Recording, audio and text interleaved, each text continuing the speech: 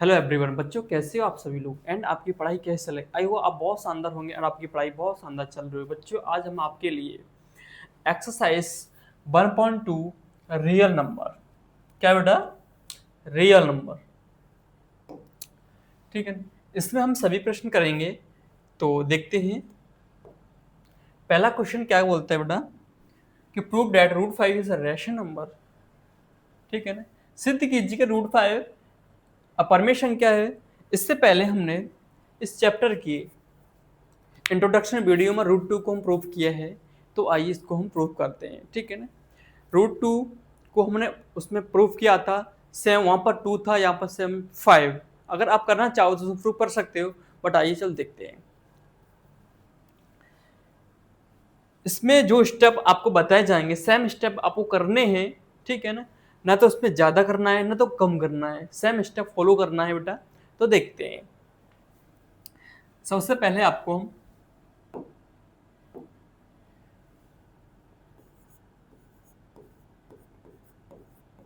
ठीक है, हम इसके अपोजिट मानेंगे, ठीक है ना।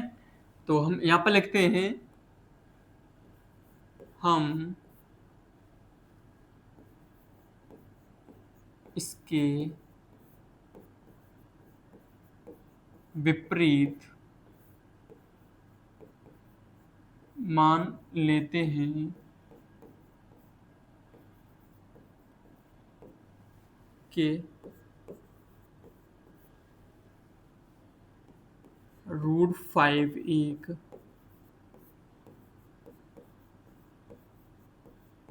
परमेय संख्या है,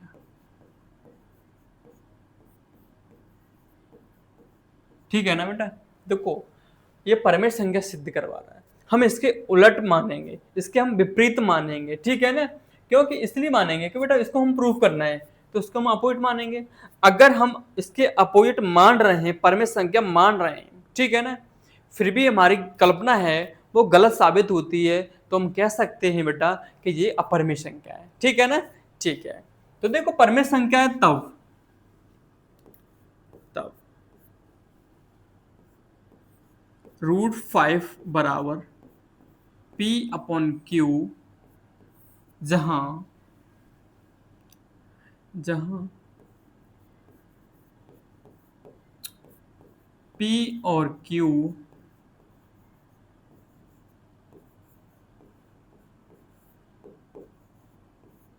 पूर्णांक है और Q का मान 0 नहीं है, ठीक है ना। जो P और Q है ये पूर्णांक है बेटा, और Q का मान 0 नहीं है, पहले बता दिया है। जो P Q है ये एक ऐसी वैल्यू है बेटा, ठीक है ना, ये को प्राइम नंबर है। लिखो यहां पर अतः और P और Q सहअभाज्य अभाज्य अभाज्य, ठीक है ना। कैसे हैं सहअभाज्य, कहने का मतलब जो HCF होगा P एंड Q का, वो सिर्फ 1 है, वो सिर्फ 1 है। इतनी कंडीशन लागू होती है इसके साथ। तो बेटा देखेगा, जो पी क्यू है, यहाँ पर जो पी क्यू है वो वेरी शॉर्टेस्ट फॉर्म है, बिल्कुल छोटा नंबर है। कैसे, जैसे हमारे पास 2/3 है, ठीक है ना। अब इसको हम डिवाइड नहीं कर सकते, इसमें सिर्फ जो कॉमन फैक्टर होगा सिर्फ 1 होगा, समझे आप। कहने का मतलब इस चीज को हम ऐसे भी तो लिख सकते, 4/6 है बेटा। इसको हम डिवाइड कर सकते थे 2 से, इस तरीके से। तो ये बिल्कुल शॉर्टेस्ट फॉर्म है बेटा, इससे ज्यादा ये कटेगा नहीं, ठीक है ना। तो इस तरीके से हमने संख्या मानी है, तब इसे हम सिद्ध करेंगे, ठीक है ना। ठीक है, अगर इसको हम बिल्कुल इस तरीके से मानेंगे तभी से सिद्ध कर पाएंगे बेटा, ठीक है ना। अब देखते हैं।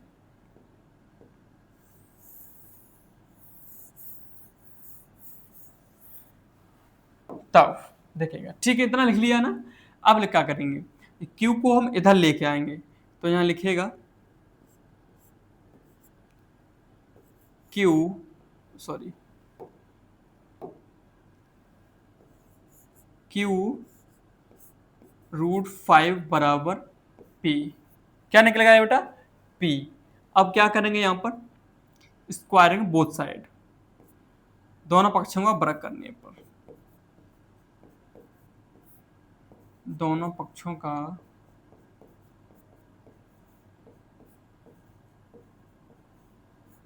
वर्ग करने पर,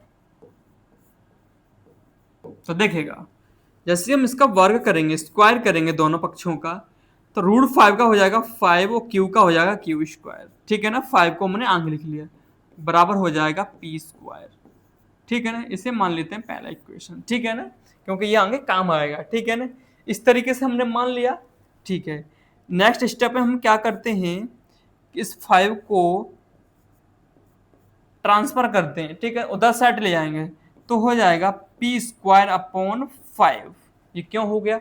इधर मल्टीप्लाई में उधर जाएगा तो डिवाइड में पहुंच जाएगा, तो इसमें क्या करता है, P स्क्वायर को डिवाइड करता है, विभाजित करता है। तो यहाँ पर हम लिखेंगे बेटा, लिखो, चूंकि P स्क्वायर 5 से विभाजित है, क्या है बेटा? विभाजित है,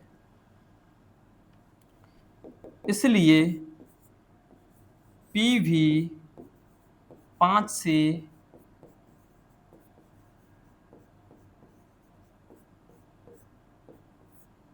विभाजित होगा।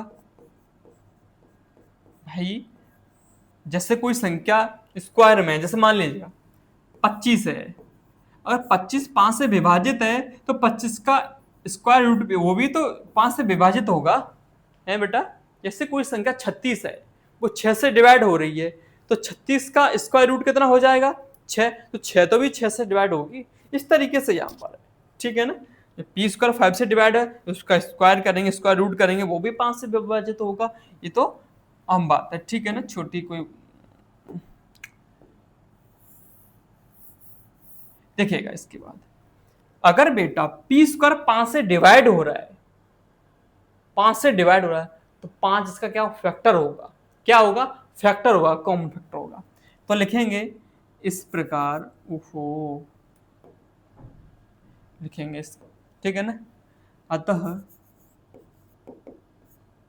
5P का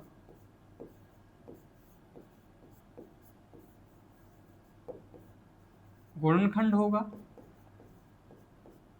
ठीक है ना, तो इतना हो गया। अब क्या करते हैं, हम मान लेते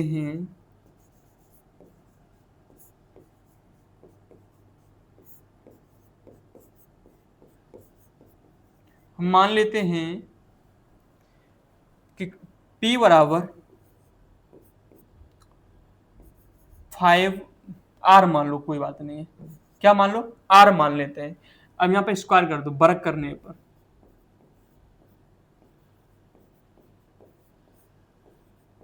ठीक है ना। अब क्या करेंगे, यहां पर लिखेंगे इसे हम। ठीक है ना, ठीक है। अब यहां पर वर्ग करेंगे दोनों साइड का, तो P स्क्वायर बराबर, P स्क्वायर बराबर 5 का हो जाएगा 25, R का हो जाएगा R स्क्वायर, 25R स्क्वायर। ठीक है ना, अब दिखेगा P स्क्वायर का मान समीकरण 1 में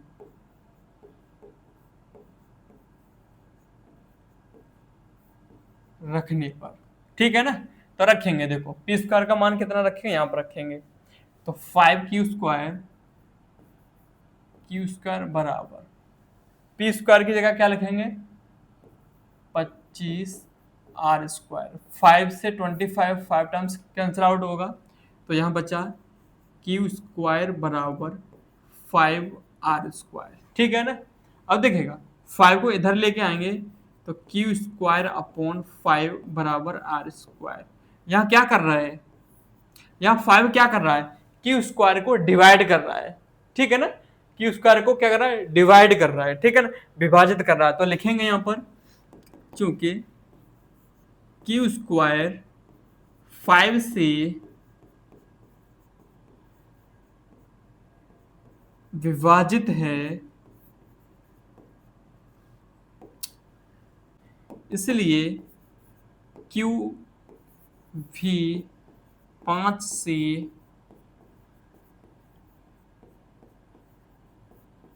विभाजित होगा। विभाजित होगा तो अतः 5Q का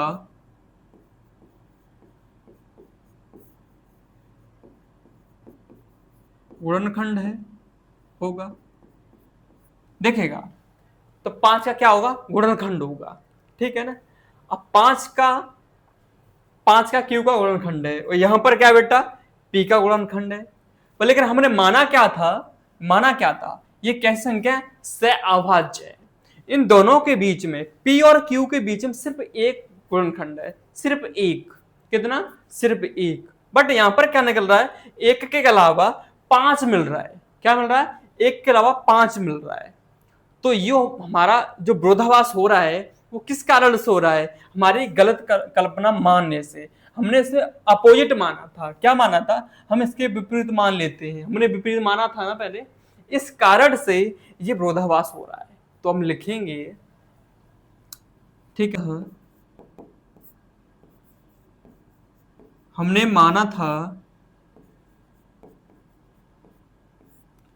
माना था कि P और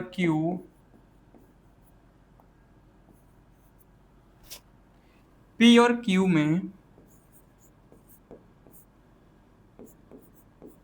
सिर्फ एक के अलावा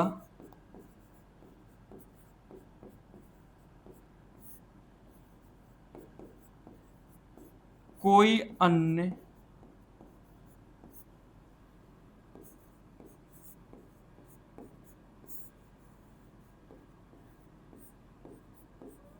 गुणनखंड नहीं है,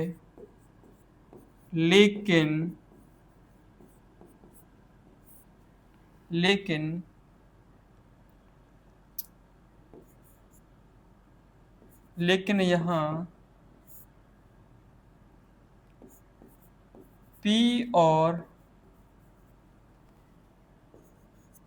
Q के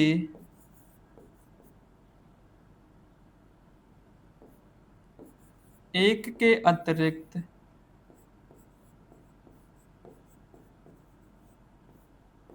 5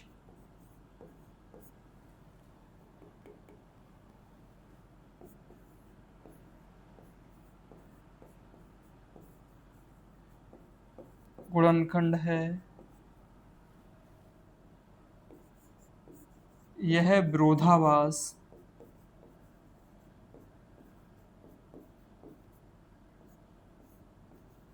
हमारी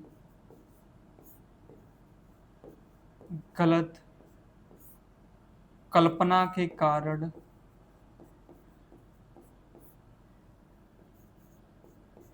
उत्पन्न हुई है। अतः √5 एक अपरिमेय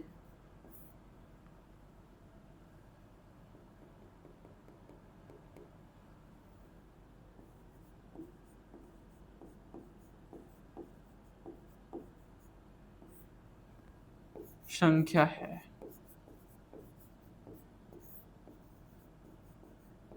तो देखेगा बेटा, इस तरीके से हमारी जो कल्पना थी वो गलत साबित हो गई। तो हम क्या कह सकते हैं, ये संख्या कैसी है, √5 एक अपरिमेय संख्या है, ठीक है ना। आई होप आप समझ गए होंगे, ये स्टेप है, इसको हम फॉलो करना है आपको। तो ठीक है, इसके बाद क्वेश्चन नंबर दूसरा क्या कहता है बेटा, प्रूव दैट 3 प्लस का √2 √5 इज ए रैशनल नंबर। क्या 3 प्लस 2 √5 अपरिमेय संख्या है। तो देखेंगे,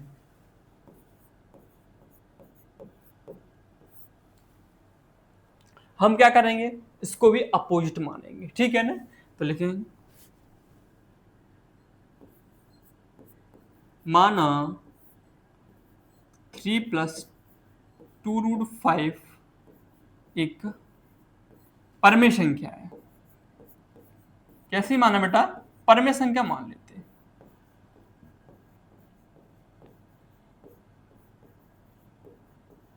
ठीक है ना? तब क्या होता है तो देखिएगा, 3+2√5 बराबर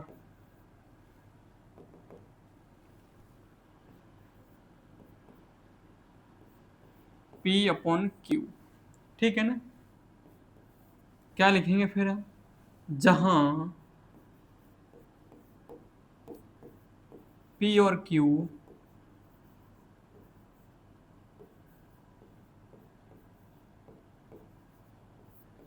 पूर्णांक है और Q का मान 0 नहीं है। ठीक है ना? P और Q कैसे पूर्णांक है और Q का मान बेटा 0 नहीं है। ठीक है ना?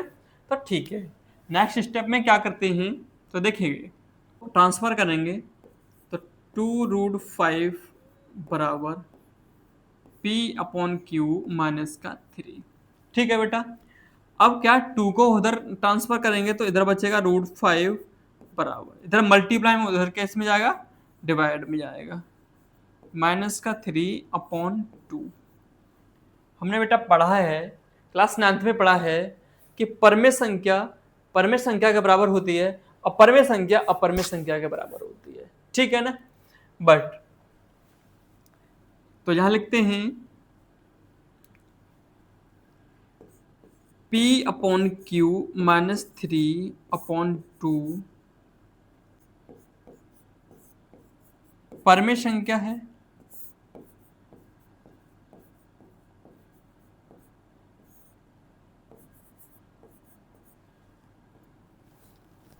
तो √5 भी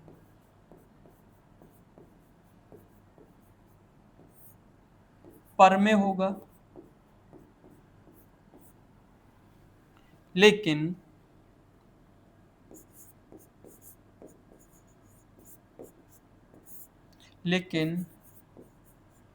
हम जानते हैं कि √5 एक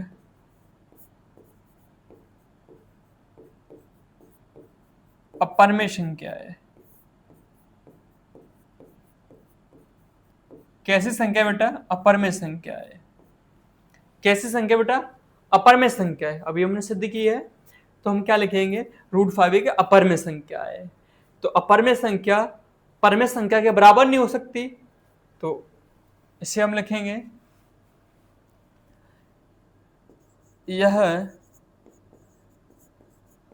विरोधाभास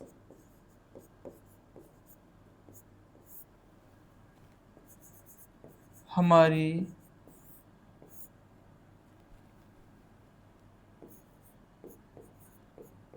गलत कल्पना के कारण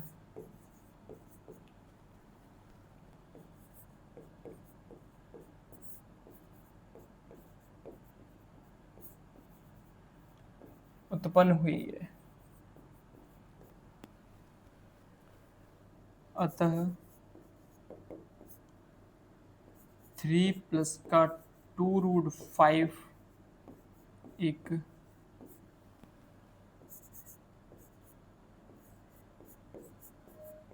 अपरमेय संख्या है।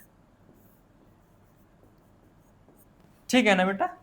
तो ये क्या है? हमारी अपरमेय संख्या सिद्ध हो गई। आपको बता दें हम बेटा कि अपरमेय संख्या में कोई संख्या घटाएं हम, फिर भी वो क्या रहेगी? अपरमेय संख्या रहेगी। कोई भी संख्या जोड़ें फिर भी अपरमेय संख्या रहेगी। ठीक है ना? गुणा करें, भाग करें, कुछ भी करें, वो संख्या कैसी है? अपरमेय रहेगी। ठीक है ना? तो आई होप समझ गए होंगे। ठीक है ना? ठीक है, नेक्स्ट क्वेश्चन क्या है कि prove that 1/√2 is a rational number. तो देखते हैं, आपको बताया है बेटा, सिद्ध कराया अगर √2 कैसी है? अपरमेय संख्या है। ठीक है ना? तो देखते हैं, हम मान लेते हैं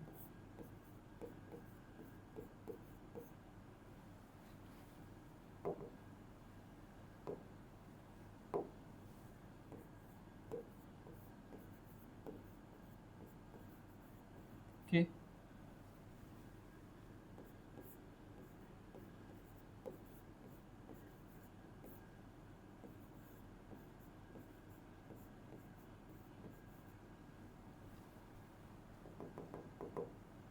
हम मान लेते हैं कि 1/√2 एक परमेय संख्या है। कैसी मान लेते हैं बेटा? परमेय संख्या है। तब क्या होता है? 1/√2 बराबर P/Q। लिखेंगे बेटा, जहां P और Q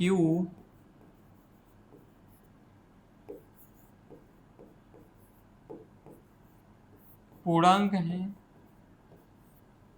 और Q का मान क्या नहीं है? जीरो नहीं है। ठीक है ना बेटा? Q का मान कैसा नहीं है? जीरो नहीं है। तो देखते हैं, इसे उलट देते हैं बेटा।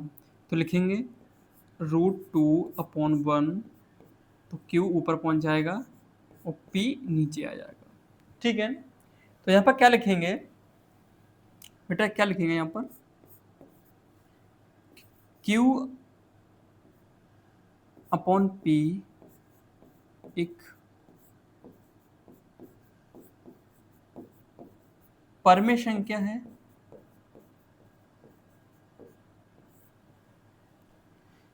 ठीक है ना? क्या संख्या है? परमेय संख्या है। और √2 एक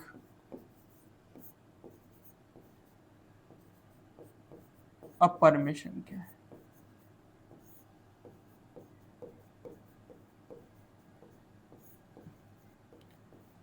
तो आपको बता दें बेटा हम कि परमेय संख्या अपरमेय संख्या के बराबर नहीं हो सकती। तो हम लिख सकते हैं √2/1 Q/P। ठीक है ना?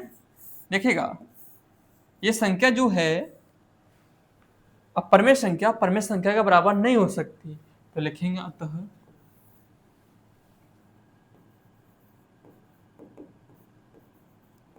हमारी अवधारणा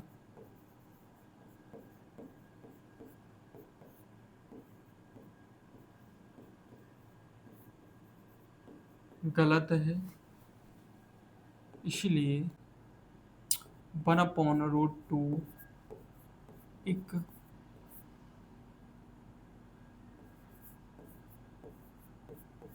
अपरमेय संख्या है।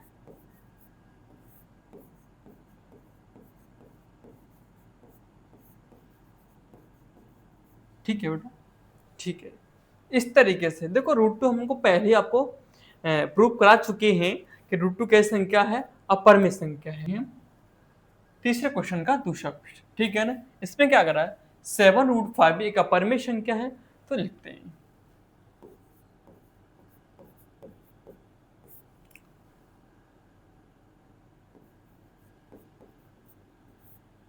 मान लेते हैं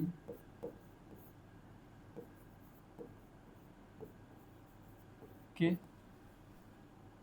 7√5 एक परमेय संख्या है। कैसी संख्या बेटा? परमेय। तब क्या होगा? 7√5 बराबर क्या होगा? P/Q। यहाँ लिखेगा, जहां P और Q पूर्णांक है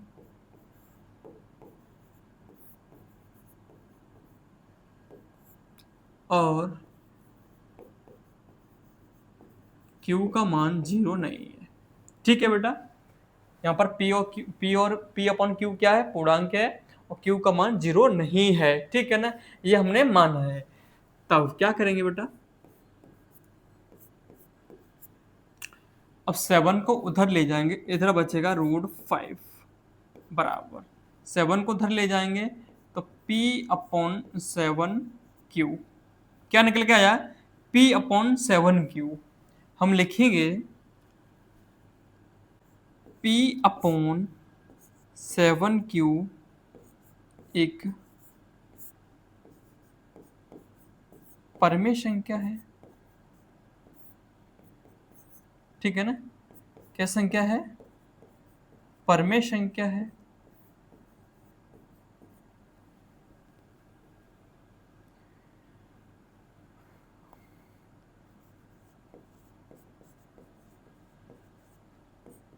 वी नो डैट, हम जानते हैं कि √5 एक अपरमेय संख्या है।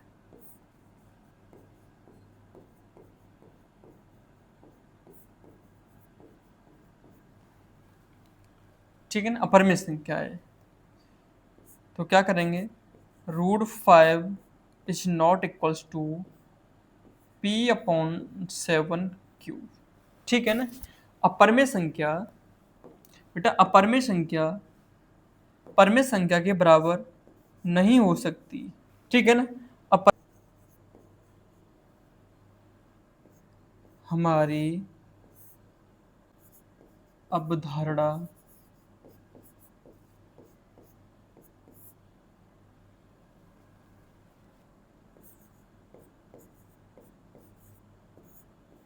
गलत है।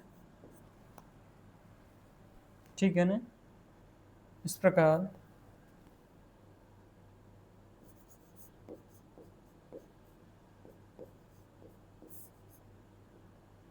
√5 एक अपरमेय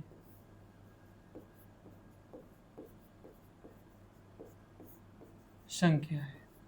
ठीक है ना, क्या संख्या बेटा, अपरमेय संख्या है। आइए वो अब समझ गए होंगे, तो अगला क्वेश्चन करते हैं। ठीक है ना, लास्ट क्वेश्चन है बेटा, देखेगा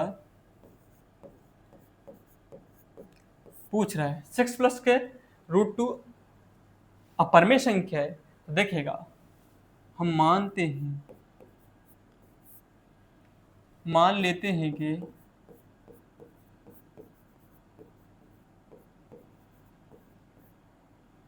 सिक्स प्लस का √2 एक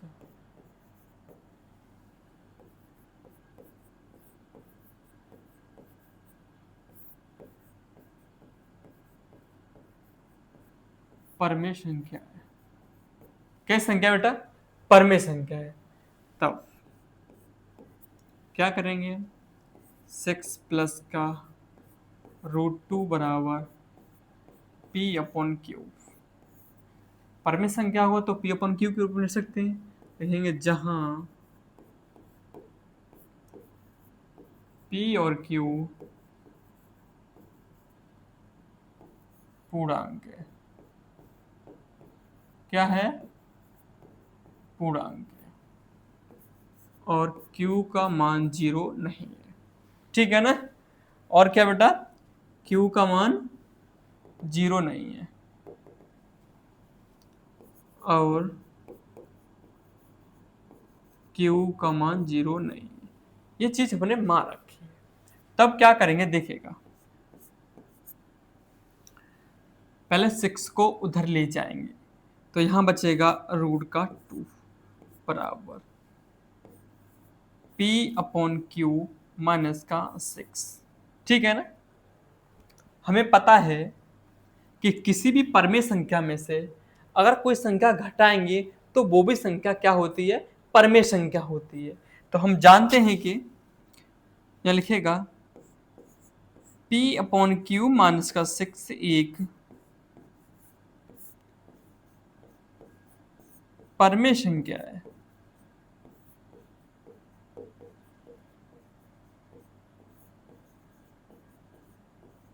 और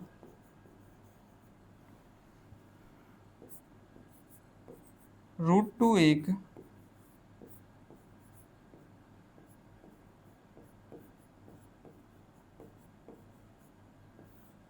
अपरमेय संख्या है।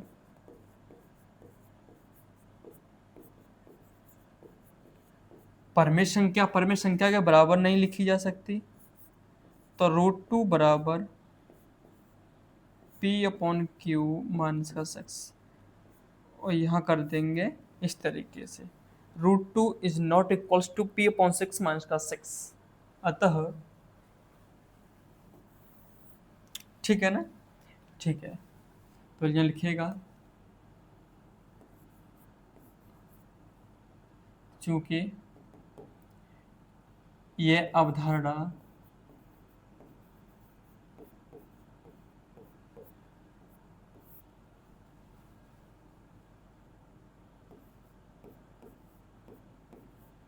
गलत है,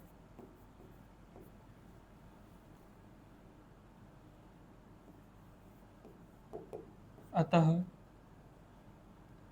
6 प्लस का √2 एक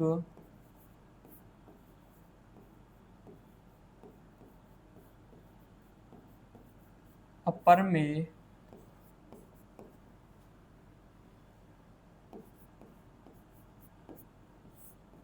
संख्या है। ठीक है ना, ठीक है। इस तरीके से बेटा ये प्रश्नावली आपकी समाप्त होती है।